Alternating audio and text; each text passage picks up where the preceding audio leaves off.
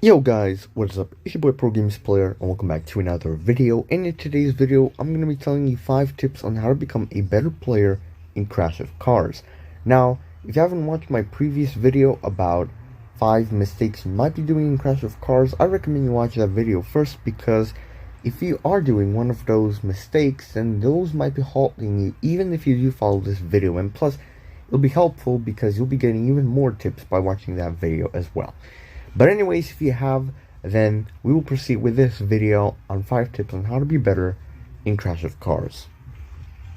The first step to being a better player in Crash of Cars is to save coins and gems. Now, when I say save coins and gems, what I'm really meaning is do massive openings. Like, open a lot of prize machines. Open as many prize machines as you can. And as for saving gems, don't buy the rare, epic, and legendary machines unless you already have all legendaries unlocked, and you really only need those epic and rare cars to get new fusion cars. And also, do not buy any of the skins which are in this section, like the premium section, which are 40 to 60 gems from this very section. I already mentioned this in the previous video, but the point is, you want to save up gems to be able to buy the legendary machines. And if you run out of legendary machines, or you can't unlock them anymore because you have all legendaries already unlocked, you should then use those gems to either buy epic machines or use those gems to level up cars you need to, to get fusion cars. This is a great way to not only level up faster, because by opening more prize machines, you will also level up faster. You will also get enough gems to purchase new legendaries and also get pretty cool new skins along the way. So, save up coins, do massive prize machine openings, and save up gems. The second tip to get better in Crash of Cars is to play in offline mode across as many maps as you can. The idea is you should prepare for actual battle by scouting the maps and getting a lay of the land. So, if you're unfamiliar with a map, just make sure to go into offline mode, grab a fast car, the fastest one you have, and simply drive around the map and make sure you remember certain locations, like, for example, this section here in the Sweetfields map, where you are relatively safe from danger. You are elevated, and players do not spawn here. They will spawn in this section right here, which should give you enough time to react. And then there's also this bridge here, which you can use as a quick escape, or you should be also wary if someone is going this way. My point being, you should be able to at least memorize maps in some way, so that when you actually play the game, you will not have any issues as to where you're supposed to go. You will know not to head into traps. You will also know not to get where a lot of players are hidden or are located. You should pretty much know where to go in many situations, and just learning the maps is a great way of doing that.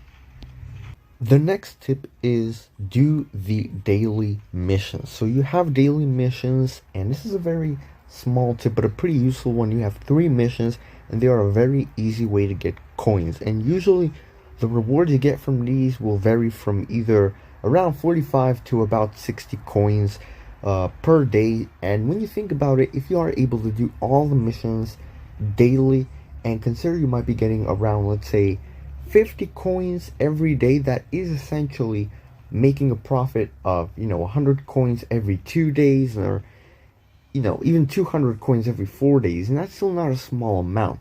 Now, obviously, it's not as large as you can get by just playing games, but obviously this is still a very great way to get coins and do these missions, because they are still pretty good small influx of cash. And also open the free gifts, because again, they do give you pretty great amounts of cash, either from 50 to 64 coins, so that should be also a good way to give yourself a boost.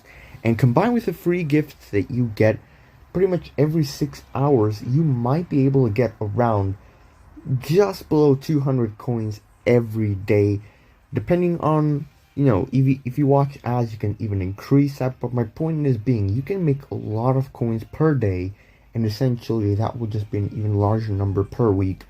And obviously, even by getting high scores, you will be getting even more cash as long as you play the game more often.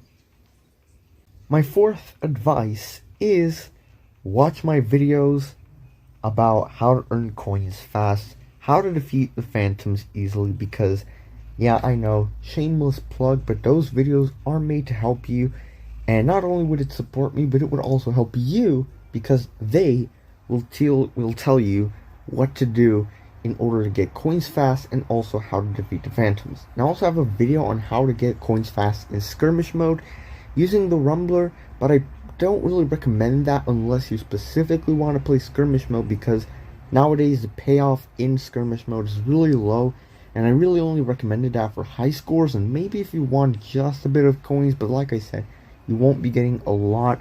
So just make sure to check out my videos if you want more info on that. And yes, I still have that video on weapon modifier setups to make, and that video will be made eventually, so stay tuned. And my last tip on how to get better in Crash of Cars is actually to not use the save battery feature.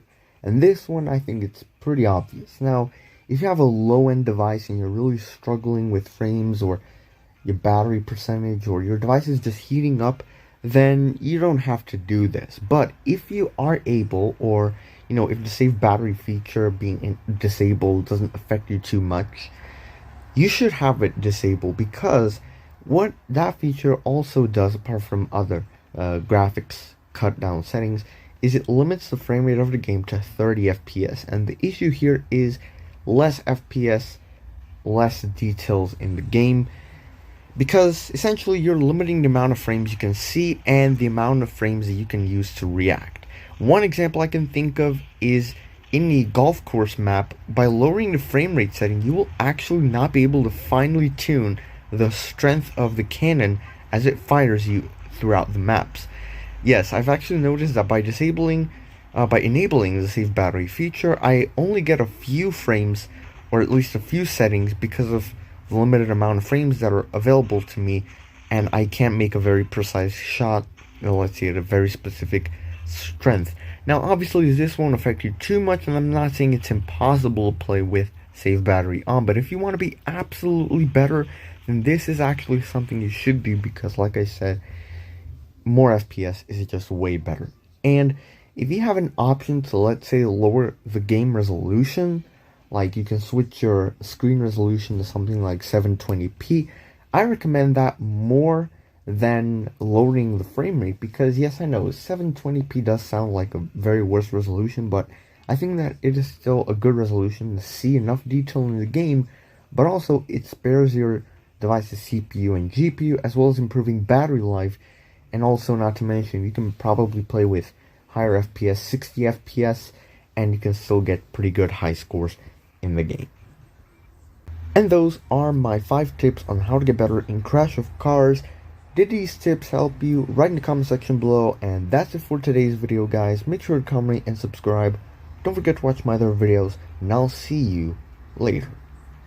Peace.